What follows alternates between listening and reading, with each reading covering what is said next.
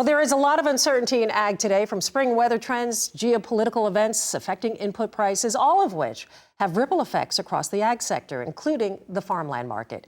Craig Thompson with the American Society of Farm Managers and Rural Appraisers joins us now for some insight. That is, Craig, a pleasure. Thank you so much for being here. There are some important application deadlines landowners should be aware of this March, as well as key deadlines related to crop insurance and, of course, the Farmer Bridge Assistance Program. Tell us what producers need to know right now. Well, thanks, Suzanne, for having me on this morning.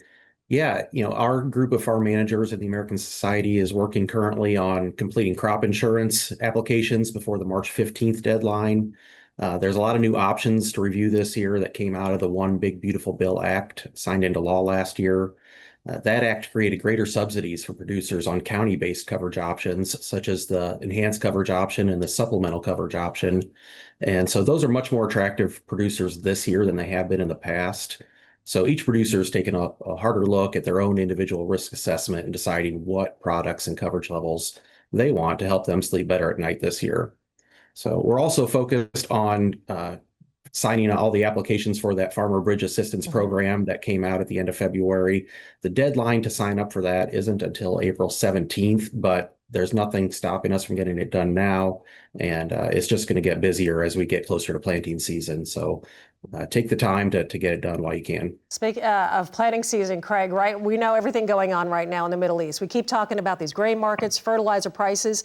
Do you anticipate any changes in planting intentions as far as acreage decisions in Illinois? So that's a big question that's being asked on the national level.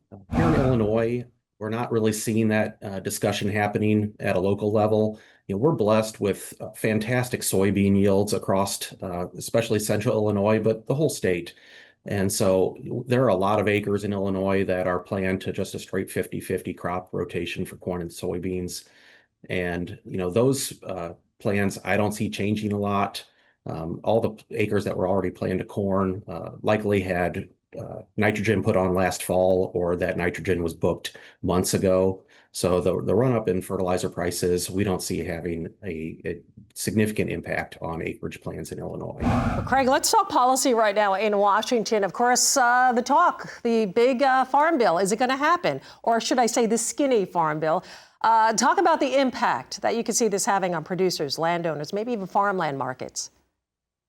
Yeah, well, this is a discussion that's been happening for many years now. It's been since 2018, since we last had a farm bill. And fortunately, that One Big Beautiful Bill Act that I already talked about contained a lot of the provisions that were necessary to get done last year. So as you mentioned, the skinny farm bill here coming up this year has a lot of provisions for rural development. It has conservation provisions. But one provision that it didn't have, that one representative from Illinois actually floated, was trying to include E15 in the Farm Bill and year-round sales of E15. That did not get passed. That was left out. The House chair decided that should be its own bill.